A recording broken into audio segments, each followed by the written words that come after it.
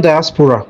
So let me start by giving you a sharp definition of African diaspora, which will give you a broad understanding of what the course is about. Okay, the history of the African diaspora is so significant in understanding the history of Africa and the global society, especially in terms of how human beings have come to relate with each other, right, in the way in which the world is now itself a global village. All right, so African diaspora speaks about the term African diaspora.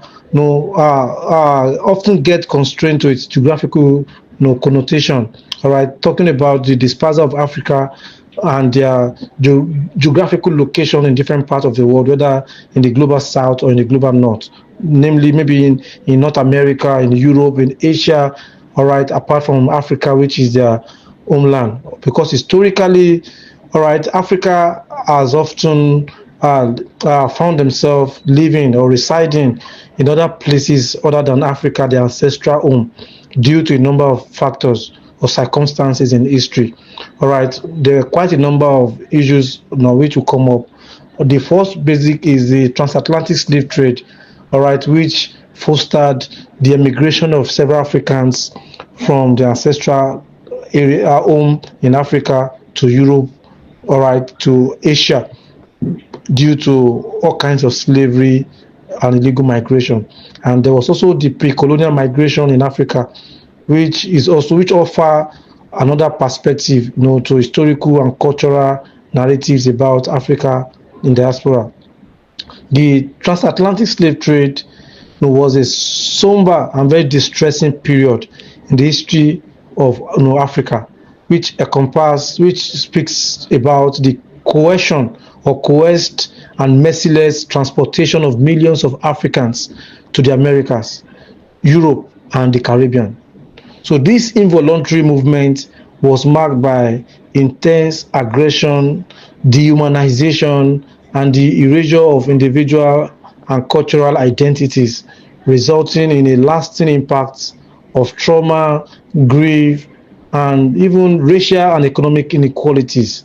So the slave trade had a substantial impact on African societies, leading to resulting in substantial population loss, for instance, and also enduring economic and political destabilization.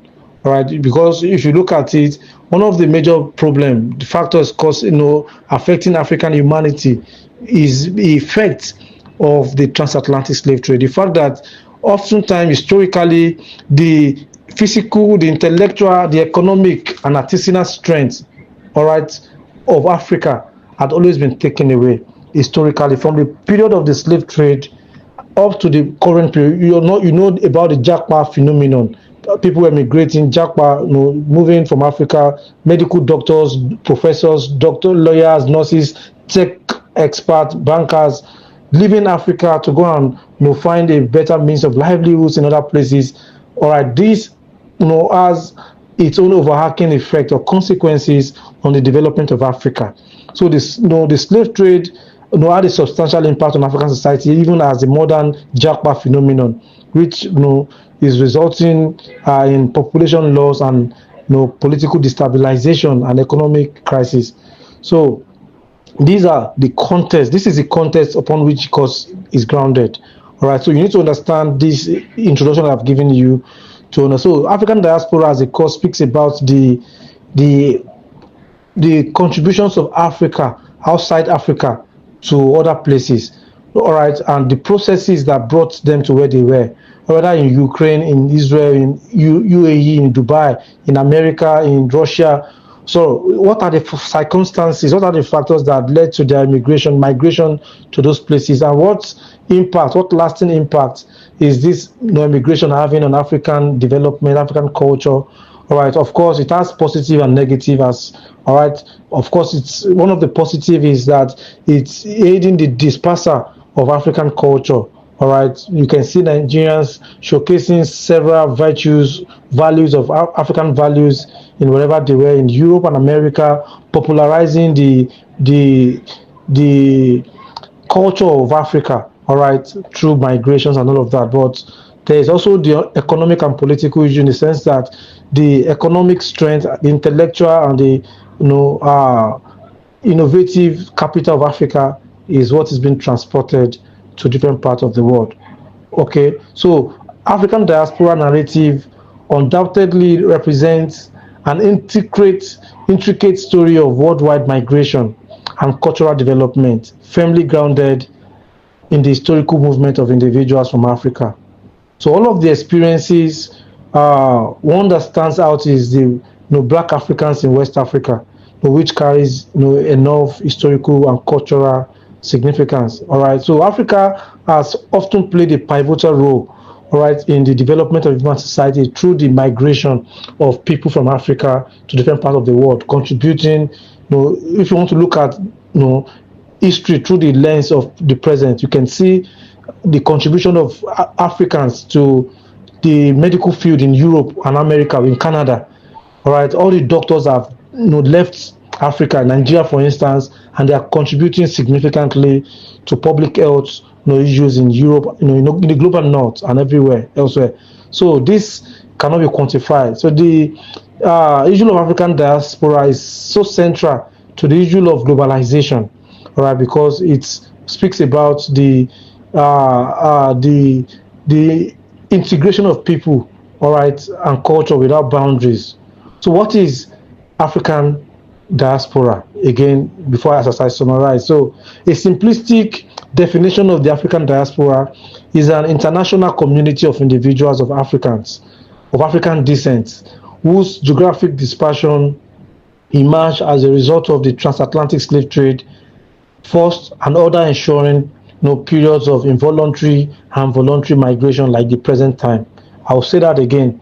I say a very simple definition of the African diaspora is an international community of individuals of African descent, right, whose geographic dispersion, their movement, came about as a result of the historically transatlantic slave trade, and presently other issues like economic crisis, terrorism, conflict.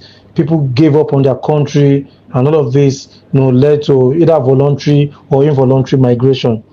That is to say that the dispersal of Africans is not a recent phenomenon. It's a process that commenced around the 16th century and continues to recent times. All right, so this definition I gave you testifies or satisfies the curiosity of an average inquiry, but it does not do justice to what or who should be included in the term African diaspora. The simple definition subsumes a lot of information, as you have seen. So it is therefore important to recognize that identifying members of the African diaspora requires an understanding of forced migration of millions of Africans from various parts of their continent to the America, to the Caribbean, and other parts of the world during the 15th and 20th and 16th century. Although we are seeing a new phase of it, which is that one was involuntary, all right, the slave trade. But in the present period, is voluntary, where people want to leave their continent, their country, due to deplorable existential situations in this country. So to understand the African diaspora, it is important to begin with the history of the transatlantic slave trade. Do you get me right? It is important to start with the history of this transatlantic slave trade and how it affected Africa and the Americas. So the slave trade involved millions of people forcibly or forcefully removed from Africa. It speaks about their endurance of the harsh conditions of the Middle Passage, the voyage of exploration to Europe and America, and also the adaptation of the enslaved Africans, who were forced to accommodate new cultures and ways of life in their new homes. Okay, so the African diaspora also affected cultures, societies, and economies of places where people of African descent ultimately settled.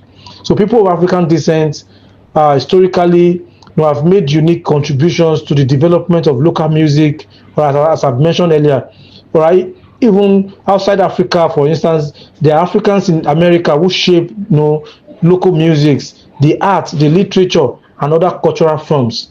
In America now, if you stay in some part of America, like places like Texas, you will see that there are African restaurants where you eat amala and gbegiri and ewedu, All right. So this is as a result of the impact of African diaspora. There are places where you go in America and UK. In August last year, I was in Oxford University and I was in London. Between August and October. But there are places I enjoyed correct African food, African culinary meals and nice food. I ate. If I tell you that I ate amala and begiri in the heart of Oxford. All right. When I went to Birmingham and when I was in London, I ate all kind. I ate ofada rice. All right, and this speaks about the contribution of African to the to spread of African virtues and culture in the area of music. African musics are played. If you go to there, I was in London. When I was in London, I attended a party where you see African juju music, high life music. Those are the stuff they were playing at the event throughout. And even in the present period, you can see the songs of African diaspora has even traveled beyond the physical migration of people. It now involves the globalization of arts. All right, like the works of Burna Boy, the works of Davido, Ashake. All right, through all of these, even though Africans are living in different parts of Europe, but the African values have also spread wider as a result of the globalization of art, literature, and other cultural forms. You see people, imitating, wearing African dresses because of the popularization of this African culture by Africans who are living abroad. So an understanding of the African diaspora also involves the ways in which people of African descent have been treated and discriminated against around the world. That's also another issue. So what are the challenges faced by Africans in the diaspora? People in America, the question of racism, the question of marginalization, all right, of oppression, all right, and inequality. All of these are issues that you have to look at when you are explaining any aspects which I'll mention. So African diaspora is a very, very interesting. So the concept of African diaspora is a complex and dynamic interplay of political, social, and cultural factors, and the forced migration of millions of Africans across the Atlantic, historically during the transatlantic slave period, all right, and presently through voluntary Japa syndrome. Okay, and you need to understand this very clearly. So the idea of an African diaspora has been defined by several scholars, intellectuals, and activists and political leaders who sought to reclaim their African heritage and reassert their place in the world. So there's been many works written by scholars like Falola and all the stuffs on African diaspora, if you want to know. So, but despite the important role that social and cultural forces play in shaping the notion of African diaspora, the idea still revolves around a deliberate and conscious effort to create a shared sense of identity and community among people of African descent. This is why it is important to evaluate the history of African diaspora properly when you are explaining, but I will make sense of more perspective on pre-colonial migration, which will help your understanding of African diaspora. About the Middle Passage and personality change, all right, among enslaved people in Africa.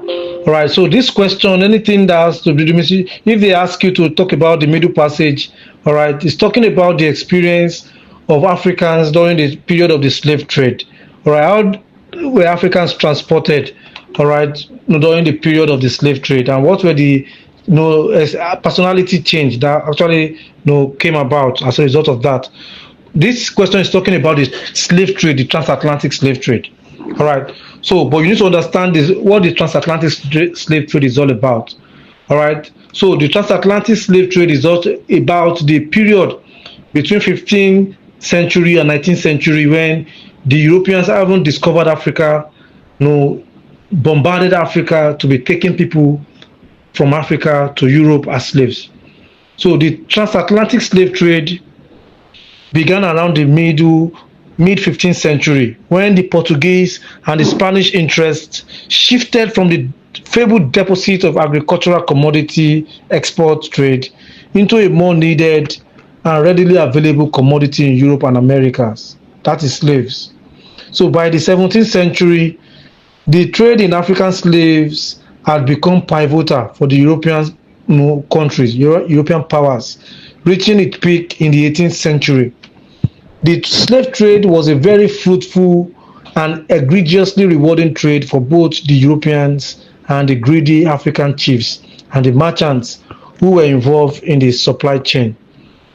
That is to say, when the slave trade started, the Spanish and the Portuguese slave merchants were not just interested in capturing anyone they could find. The European merchant, slave merchant, actually took away the bulk of economic strength of Africa. They targeted the strong men and women, that is, those with high physical and artisanal capacity, such as the warrior, the goldsmith, the blacksmith, palm wine tappers, the hunters, farmers, musicians, diviners, all right, among others. The only categories of people left behind were children, as well as the weak, the feeble, lazy, the handicapped, and the aged, who were clearly out of the economic equation of the Europeans. They also ignored the corrupt kings and the chiefs, the village heads and their cohorts, who, for the fear of their own lives and for the need to worship the gods of their bellies, had collaborated with the Europeans, in invading their local neighborhood. All right, so other people who were not captured during this period were those who were able to escape the incessant raids, terror, the torture, and all of that. So in pre-colonial period, right, between 15th century and the 19th century, when the slave trade lasted, pre-colonial migration, all right, was characterized by the movement of people across the Atlantic and the establishment of trade networks connecting the Americas, Europe, and Africa. The transatlantic slave trade was a major part of the process, all right, of this process, through which the term African diaspora evolved. Because we cannot talk about the more than 80% of Africans in America, the Caribbean, in Brazil, are descendants of slaves who were captured during the slave trade. Apart from the contemporary people who are Japan, who are relocating abroad for better means of livelihoods, the bulk of Africans you see in Europe, all right, are descendants of slaves who were transported during the period of the transatlantic slave trade. This constitutes the idea of African diaspora in the rich sense. So the slave trade had a lasting impact on the history and culture of the Africa, even the identity. That topic, the identity change. Not only that, when the people were transported to Europe and America as slaves, working in the plantations, their values were undermined, their identity was submerged, their names were changed, their food diet was eroded. All what they knew. For instance, if in Lagos today, if you know people who are bearing Pereira, Rose Vivor, all right, and quite a number of Brazilian names. These are descendants of Africans who were sent back. So their original names were changed. Their religions, became anachronism, became lost to Western culture, Western religion. All right, all what they knew about African culture, became an antiquity. All right, they became a thing of the past because of the way they were integrated into the African culture. Their identity was lost. That is the question. So that topic, number one topic, is speaking about the impact of the slave trade on the identity of Africans. How did the identity of Africans change? With their relocation, forceful relocation to Europe and America, the Caribbean, during the period of the slave trade. So the slave trade affected Africa in many ways, introducing economic and geographic disruption also, all right, as well as social and cultural transformation caused by the forced migration. The social and cultural people lost everything they knew about Africa. Their sense of essence, of existence, was actually lost to European modernity. All right. Not only that they lost their food diet, not only that they lost their traditional means of healing or curing themselves, not only that their names were erased, their masters changed their name forcefully. People's name were lost. People's history were lost. All right. In your introduction to history, so you recall that we mentioned that in pre-colonial African society, history were preserved in human memory. So the bulk of the people who had broad knowledge of the history or historicity of African development of events were those who were taken between 15th century and 19th century. So a total history. There was a historical annihilation. People were the society was ostracized because those who ought to have contributed in a significant way to the development of Africa were the ones who were taken away. These were the identity change that the lecturer is talking about. All right, so it's also relevant for understanding the ongoing legacy of colonization and capitalism and empire. The present form of slavery, it speaks about the jackpot syndrome, which is gaining momentum. All right, compared to the past where African rulers and traders saw the slave trade as a means of acquiring wealth and power, and they supply enslaved people from their own immediate communities. In the present period, Africans are the ones now voluntarily transporting themselves to Europe, to even Asia. All right, most of them changing their identities, changing their humanity. You must have heard about the idea of transhumanism in a bid to fit into the European society, because those are the means through which people can gain recognition and inclusion. Many Africans are now imbibing several values, cultural values, like changing their gender configuration. A man trying to be a woman, the issue of LGBT community is a major way in which Africans are changing their identity in the diaspora. So most Africans no longer speak Yoruba, Igbo, Hausa the way the people they left behind communicate. They now speak using British and American accents, all right, and undervaluing their own cultural identity. Right, in terms of dressing, these Africans who have traveled to the diaspora no longer dress like Africans. They have to wear jeans and wear suits and wear all the kind of stuff. Where is the place of Adire, Ashofi, and all the traditional attires in Africa? They no longer drink palm wine, all right, and gogoro, the local gin. So they now drink champagne, whiskey, all right, Baileys and all the stuff in a way to conform to the European modernity. So some African society are now being influenced by the impact of African diaspora, as we have seen through the omnipresent television and all of that. So I think you need to situate this question in the context of the changes in Africa as a result of globalization. Globalization is the global contact. So you can use the example of the slave trade. All right, you have to use the slave trade. All right. So the middle passage in that question speaks about the experiences that the Africans had while they were being transported to Europe, and that experience was a traumatic experience in which many Africans were dehumanized in the process of the transportation from Africa to Europe in the ship. Many women were raped, many women were abused. Those who refused to be brutalized by European slave merchants were thrown into the transatlantic ocean, and most of them died. And so the experiences of Africa change the identity of Africa during the Middle Passage. And it is also important to note on the side that the labor and the ingenuity of Africans in the diaspora since the period of the slave trade up to now is a constitutive element of the factors or the process that produce European modernity. The capital formation, the economic development that you see in Europe and America, where a result of the labor and ingenuity and innovation of Africans who had been transported to Europe and America since the 15th century. And even now, you can quantify the contribution of Africa in the area of science and technology, medicine, in education in Europe, in America, even in Asia, and all of this. So this is the context in which that question is. On the topic, the pattern of settlement in the New World was characterized by abuse, degradation, and dehumanization. That is the only way to qualify it.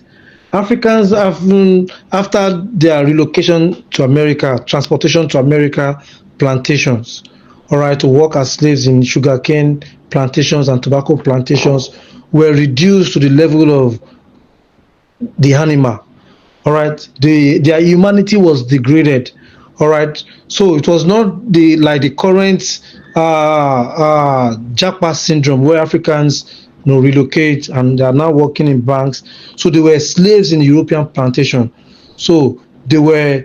If you have come to my office to see some of the illustration, which I will show you, I'll send to you, all right, to see some of the experience. So Africans were chained, all right, because of the nature. It was a forced labor system that was entrenched in Europe and America and the Caribbean, where they were being used as slaves. So in most of this, in the New World, the Africans who are the African diaspora, were engaged in forced labor on European plantations. All right, the dehumanization, the abuse, the torture, the rape, and the molestation, all right, is the acts of the treachery and the rascality of the Europeans during the 15th and the 19th century. Africans were chained on their legs after going out in the morning, for instance, to work, in the plantations, all right, with little or no food in their stomach. All right, they were chained in a way to prevent them from escaping. All right, they were chained in their hands and in their legs. In most cases, they were chained in their legs. All right, it's not as if when you finish going to work and come back from the work, no, they will sit somewhere and their master will chain their legs. In most cases, their mouth will be padlocked. In most cases, generally, each of the masters had a seal, just like a logo. If you buy a shirt or a product, you see the logo of the Adidas and all the stuff. So this one, they had a hot fire branded logo, which will be placed at the back as the logo bearing the names of the master. These were some of the labor system. They were not paid. All right, it is indeed an unpaid labor. All right. For instance, if I, for you to have a broader understanding, it is for you to know a few definition of slavery. If you know the slavery, what it means, you know that it was a system in which that was based on forcing them to work, for their masters without any remuneration, working and lacking control over their own person. All right. So this kind of slavery, means that it is a condition of being held in servitude as a property of someone else. All right, and this slavery is characterized by extreme hard labor, coupled with physical and moral abuse, exploitation, and inhuman treatment. If you have read Microsoft's Encounter Dictionary, which describe this kind of the experiences of Africa in diaspora as a slavery, as a social institutions defined by law and custom, as the most absolute involuntary form of human servitude. They didn't have any right, because in the first instance they were captured in Africa and they were sold to the European by the African merchant. And in America, it was the journey from Africa to America or Caribbean was thousands of miles across the Atlantic. Where do they run to? There's nowhere to run to. Even when they want to escape in the America, in the Caribbean, the New World, there was nowhere. How much can someone swim from America back to Africa? So this was the plight of the African diaspora during this period. So it was a system, characteristic of slavery. Their labor or services are obtained through force. Their physical beings are regarded as the property of their masters. All right, and they were entirely subject to their owner's will. The women were picked, without any recourse to anything. Their masters decide sleeps with them. Even the children, born as a result of this, abuse of the women, were also molested by the slave masters. This was a pattern of labor system and settlement pattern of the slaves. So it was a system of dehumanization, molestation, degradation, and abuse of Africans who were in America in their experiences in the New World, right? And it shows that the problem of Africa today, all right, even in terms of racism in Europe and America, is not a recent phenomenon. It's a product of the slave trade, which started around the 15th and the 16th century. Okay, so if I show you some of the picture, all right, now that will come with this video, it will tell you about the experiences of Africans, how they were chained and how they were tied to the tree how they were clubbed, and how they were hanged when they disobeyed their masters. Okay, and this will give you a broader understanding of how to explain this more clearly. Talk about the topic on emancipation and return of Africa back to Africa. It's about the abolition of the slave trade, which is also part of the Lagos history topic that I teach. By the 19th century, as a result of several factors that had occurred in Europe and America, the Europeans had realized the need to do away with Africans in Europe. They felt that the slave labor system in the plantation system was no longer necessary because of one factor. And that factor was the Industrial Revolution, which started in Europe, in Britain in 1750. By 1750s, Europe experienced an unprecedented industrial revolution, which meant that machines were produced massively to replace human labor. The efforts of Africans who were working as slaves in the plantations and the factories, all right, in the mines, were no longer needed, because what hundreds of slaves would do, a machine would do that more efficiently and more accurately within short time. So it was expedient for the Europeans to dispose of these Africans and return them back to Africa. This was what they now term emancipation. Right, although there had been several agitations and responses of Africans, right, to the oppression, to the brutality, to the opaqueness and the problem of the Europeans, but this was only achievable from the 19th century, when the effect of the Industrial Revolution had been well rooted in Europe and America. Machines were already doing the jobs. So what should they do? And they didn't want a situation whereby the slaves will constitute the African diaspora now, not slaves now, will constitute nuisance to the American and European society. So the European came up with the idea of emancipation. They hypocritically sponsored humanitarian groups, all right, and religious, associations, the missionaries and the humanitarians and all the stuff, who claimed that they were fighting the cause of African diaspora, condemning slavery. And there were a series of charter and there were a lot of legislations, laws enacted in Britain first, all right, in 1803, abolishing slave trade and ending slave trade, and measures were put in place from 1803, 1807 in Britain, to return some of these Africans to Africa. But that couldn't be done. Many Africans were returned.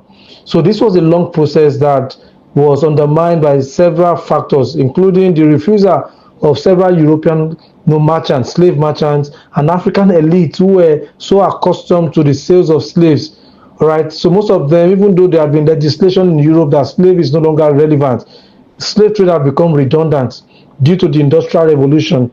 But many Africans and European merchants were still selling slaves until 1833, when America came up with more firm legislation, Anti-Slavery Act in America, which prohibited slavery or the movement or transportation of Africans across the Atlantic, seizing many ships and all the stuff. All right, it was this process that led to the return of several Africans to Sierra Leone.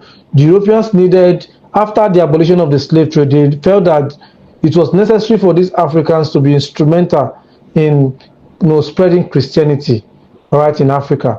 And they established a theological missionary schools in Sierra Leone, in Fura Bay, where Africans who were former slaves in Europe, America, and Caribbean were transported to Sierra Leone to be taught theology, to be for them to become priests, all right, and evangelists, missionaries who preach Christianity in Africa.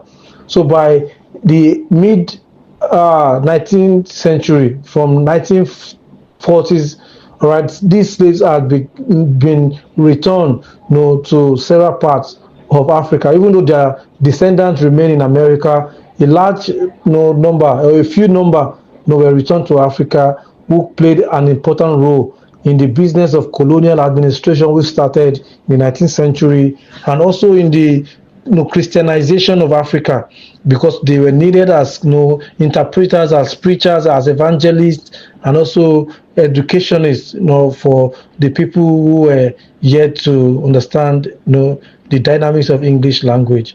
So these Africans, the emancipation and the abolition of the slave trade played an important role in the new phase of imperialism, which started in the 19th and 20th century. In the sense that they aided the business of colonial acquisition of Africa. They were used in signing treaties with African chiefs, all right, and obtaining the land and exploiting the resources in this African locality. But the point is that the 19th century was an important moment in the return, all right, or the emancipation. It was during that period, all right, that slave trade was officially abolished, even though the American independence itself had first lay to bear the fact that slave trade was no longer permissible in America.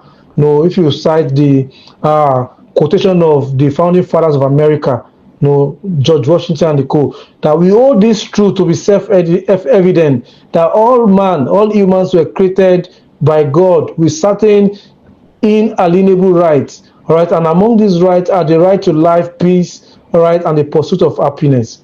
So they are, by this American declaration, slave trade had become a thing of the past. But in spite of that, in several parts of America and the Caribbean and the New World, slaves continues to boom. Slave trade continued to boom, all right, until the 19th century, where it became a legal matter globally, right, as a result of the role of America in putting down anti-slavery legislations and squadron to prosecute people involved in slave trade across the Atlantic. And this led to the total abolition of the slave trade and the new phase, the new form of imperialism, the colonization of Africa. Because these Africans who were not speaking English in America, the African diaspora, some of them became instrumental in helping the Europeans in establishing colonial enterprise, by employing them as clerks, as interpreters, as writers in the business of colonial administration.